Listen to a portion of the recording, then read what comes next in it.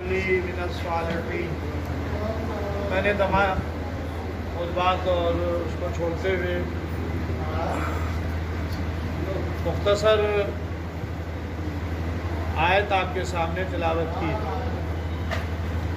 اس آیت میں خداوند عالم ارشاد فرما رہا ہے کہ رب ہب لی من الصالحین، اے پروردگار تو مجھے صالحین میں سے اولاد عطا کر۔ قرآن کتاب ہدایت ہے، اس میں نبیوں کے واقعات ہیں، نبیوں کے ارشادات ہیں، تو ہمیں اس سے درس حاصل کرنا چاہیے۔ یہ دعا کون کر رہا ہے؟ جناب ابراہیم علیہ السلام کر رہے ہیں، اللہ کی بارگاہ میں دعا کر رہے ہیں کہ رب ہب لی من الصالحین، اے پروردگار تو مجھے صالحین میں سے اولاد عطا کر۔ لوگ اولادوں کی دعا تو کرتے ہیں، پروردگار تو مجھے بیٹا عطا کر، پروردگار تو مجھے اولاد عطا کر، یعنی اولاد کی دعا ہم آپ بھی کرتے ہیں اور جناب ابراہیم نے بھی کی، لیکن ہماری اور آپ کی دعا میں اور جناب ابراہیم ایک نبی کی دعا میں فرق ہے۔ جب انہوں نے اولاد کے لیے دعا کی تو لفظ صالحین کہا، یعنی صالحین میں سے اولاد عطا کر۔ وہ جانتے ہیں کہ انسان اچھے بھی ہوتے ہیں، برے بھی ہوتے ہیں، بد کردار بھی ہوتے ہیں۔ آدم کی اولاد ایک قاتل بن گئی، ایک مقتول ہو گئی، تو جناب ابراہیم یہ نہیں چاہتے تھے کہ ہماری اولاد میں کوئی غلط آئے، لہذا صالحین کا لفظ استعمال کیا کہ صالح اولاد عطا کر۔ تو خداوند عالم نے جواب میں کہا وَبَشِّرْنَاهُ بِغُلَامٍ حَلِيمٍ، ہم نے آپ کو بردبار حلم والا فرزند عطا کیا۔ یعنی ادھر دعا مانگی اور ادھر اللہ نے دعا قبولیت کی سند دے دی۔ روایات بتاتی ہیں کہ تقریباً جناب ابراہیم کی عمر 85 سال کی ہو گئی تھی۔ 85 سال کی عمر میں اللہ نے جناب ابراہیم کو اولاد عطا کی جس کا نام اسماعیل رکھا۔ یہ بھی واضح رہے کہ جناب ابراہیم کی پہلی زوجہ کا نام جناب سارہ تھا اور دوسری زوجہ کا نام جناب ہاجرہ تھا۔ ہاجرہ کو لوگوں نے مشہور کر رکھا ہے کہ وہ کنیز تھی، کنیز نہیں تھی۔ ایک بادشاہ نے جس کے ملک سے یہ گزر رہے تھے، وہاں ان کی اہلیہ جناب سارہ کو بادشاہ کے سامنے پیش کر دیا گیا اور بادشاہ نے اس معزز بیوی جناب سارہ کے سے کچھ ایسے معجزات دیکھے، تفصیلات نہیں بیان کر رہا ہوں، مختصر عرض کر رہا ہوں، کہ جس کی بنا پر وہ بادشاہ متاثر ہوا اور اس نے اپنی بیٹی، بادشاہ نے اپنی بیٹی جناب سارہ کو کنیزی میں دے دی کہ یہ آپ کی خادمہ بنے گی۔ یعنی بس یہ ہے تاریخ۔ اور جناب سارہ کے ساتھ جناب ہاجرہ بھی آ گئی، اور جب جناب سارہ کیا کوئی اولاد نہیں ہوئی پہلی زوجہ سے جناب ابراہیم کیا، تو خود انہوں نے کہا کہ آپ ہماری اس کنیز سے عوض فرما لیں، ہو سکتا ہے اللہ آپ کو اولاد عطا کرے۔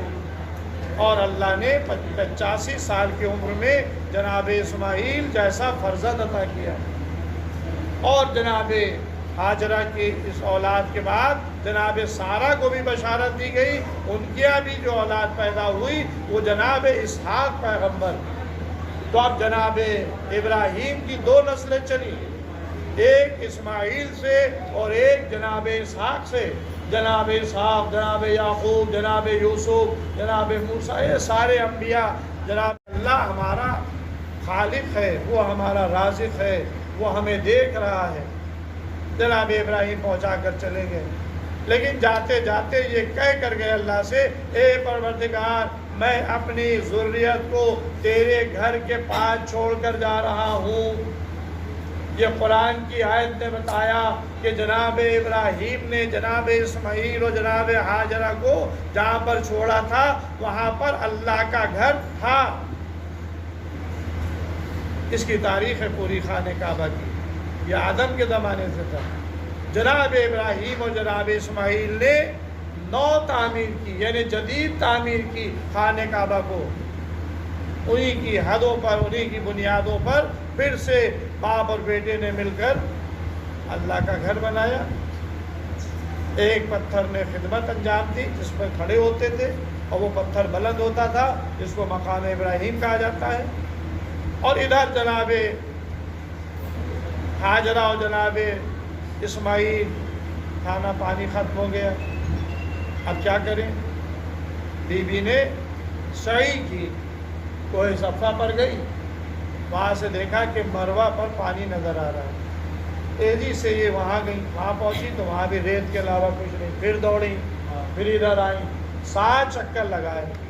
تو میں کہتا ہوں کہ جناب ہاجرہ جب آپ ایک مرتبہ ادھر ایک مرتبہ ادھر جا چکی تھی اور آپ نے اپنی آنکھوں سے دیکھ لیا تھا کہ یہاں پر پانی نہیں ہے ریت کے سوا، تو پھر یہ 7 مرتبہ چکر کیوں لگا رہی تھی؟ تو جناب ہاجرہ جواب دیں گی کہ میں اپنی حد تک سعی کر رہی تھی، کوشش کر رہی تھی کہ میرے بچے کے لیے پانی مل جائے، مجھے پانی مل جائے۔ اور جب 7 مرتبہ چکر لگا چکی تو واپس آئیں جناب اسماعیل کے پاس، تو کیا دیکھا کہ جناب اسماعیل کی رگڑ سے ایک چشمہ پھوٹا ہے، ایک چشمہ پھوٹا ہے، پانی ابل رہا ہے۔ تو انہیں کا زم زم ٹھہر جا ٹھہر جا۔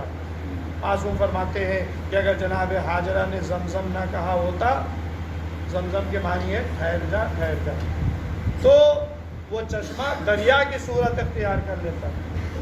آج بھی وہ چشمہ جو جناب اسماعیل کی ایڑی کی رگڑ سے نکلا تھا آج بھی موجود ہے، لوگ جانتے ہیں، آب زمزم پیتے ہیں مدینہ زمین کے قریب، وہاں سے اور مکے اپنے بچے اور بیوی کے خیال کے لیے، دیکھ بھال کے لیے آتے تھے، پھر چلے جاتے تھے۔ لیکن جب وہ جناب اسماعیل چلنے لگے تو ان کو خانہ کعبہ بنانے کا حکم ہوا، انہوں نے جدید تعمیر کی، پھر انہوں نے وہاں سے حج کی آواز دی لوگوں کو، اور اللہ نے پوری دنیا میں آواز کو پھیلا دیا۔ جس نے لبیک کہا وہ حج کے لیے جاتا ہے، ارواح مومنین ارواحوں نے لبیک کہا جناب ابراہیم کی آواز پہ، اور اللہ نے اس آواز کو دنیا میں پھیلا دیا۔ آج لاکھوں انسان حج کے لیے مکے جاتا ہے، خانہ کعبہ کا طواف کرتا ہے، حج کرتا ہے، فریضہ حج بجا لاتا ہے۔ بس آخری کلام میں جناب ابراہیم مکے میں تھے، انہوں نے خواب دیکھا کہ میں اپنے ہاتھ سے اپنے بیٹے کو ذبح کر رہا ہوں۔ ایک دن خواب دیکھا، 2 دن خواب دیکھا، جب 3 دن مسلسل خواب دیکھ چکے تو ایک مرتبہ اسماعیل کو بلایا جو تقریباً 8 سال کے تھے، کہا کہ بیٹا میں نے خواب میں یہ دیکھا ہے کہ میں اپنے ہاتھ سے تمہیں ذبح کر رہا ہوں، بتاؤ تمہارا کیا حکم ہے اس معاملے میں؟ کہا کہ بابا اللہ کی طرف سے آپ کو جو حکم ہوا ہے آپ اس پر عمل کریں، انشاءاللہ آپ مجھے صابرین میں سے پائیں گے۔ بس اب یہ جو جناب ابراہیم نے یہ بات ہاجرہ سے نہیں بتائی، ماں تھی نا، کہا کہ میں اپنے دوست کیا جا رہا ہوں، چھری لی، رسی لی، ماں نے بیٹے کو تیار کیا، جناب ابراہیم بچے کو لے کر چلے، راستے میں ابلیس نے بہکانے کی کوشش کی تو جناب ابراہیم نے لعنت کر کے اس کو بھگایا۔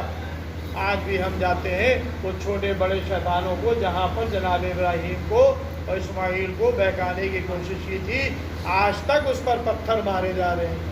پہلے عمل اس نے ایک دفعہ برا کیا تھا لیکن قیامت تک کے لیے وہ پتھر کھا رہا ہے۔ تو عزیزوں، چاہے صحابی رسول کیوں نہ ہو، اگر غلط کام کیا ہے تو اس پر لعنت قیامت تک پڑتی رہے گی۔ چلو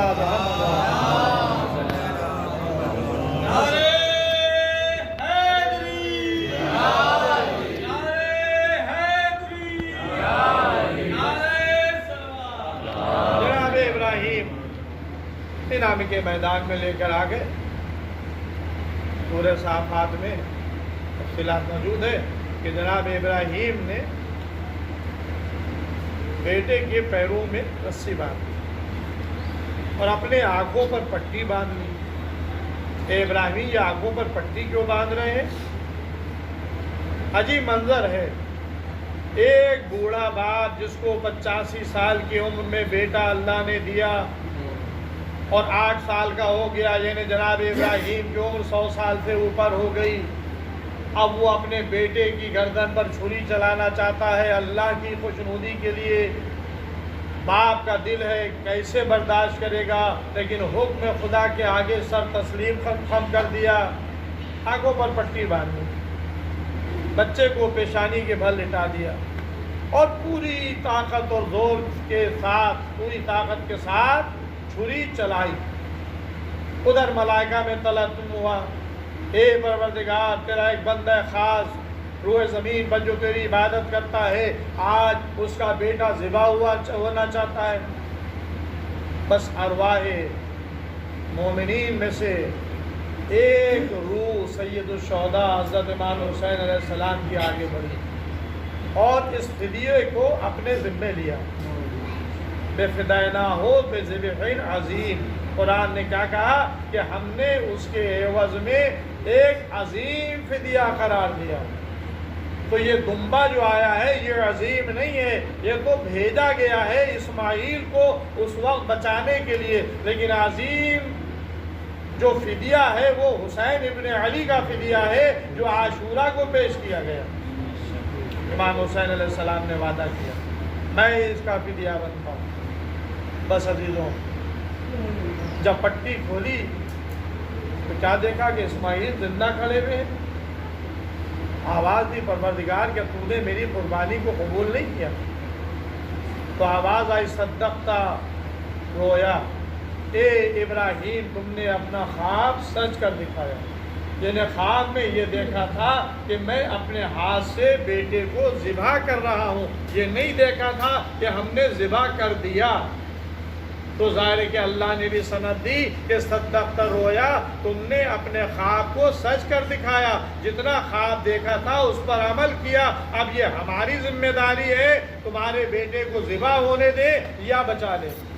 چشم زدن میں جبرائیل امین دمبے کو لے کے آ گئے، اسماعیل ہٹ گئے، دمبا جناب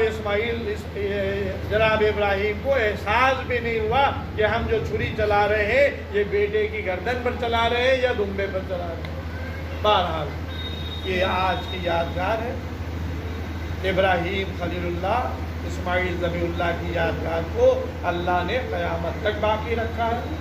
جو مینا کے میدان میں ہوتے ہیں ان پر واجب ہے کہ وہ ان ایام میں مینا میں پہنچ کر قربانی دیں، اور جو وہاں پر نہیں ہے ان کے لیے مستحب ہے، سنت موقدہ ہے کہ وہ اپنے اپنے گھروں میں جانور کی قربانی دیں۔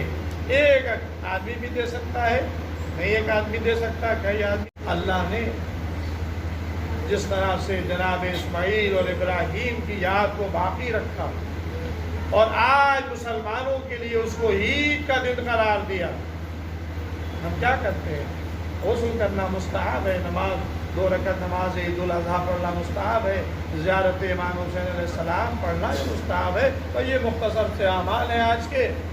آپ حضرات نے نماز عید الاضحیٰ بھی پڑھی ہوگی، آپ نے نماز زیارت امام حسین علیہ السلام بھی پڑھی ہوگی، تو ظاہر ہے کہ یہ گفتگو میں نے اس لیے کی تاکہ ہمارے بچے نوجوان ان واقعات سے آگاہ ہو جائے۔ اس کا ذکر قرآن میں بھی ہے، حدیث میں بھی ہے، انبیاء کے تذکرے میں بھی ہے، لیکن آپ دیکھیں کہ اللہ کے اطاعت گزار بندے کیسے ہوتے ہیں، اللہ کی راہ میں اپنی اولاد کو قربان کرنے کے لیے تیار ہو جاتے ہیں،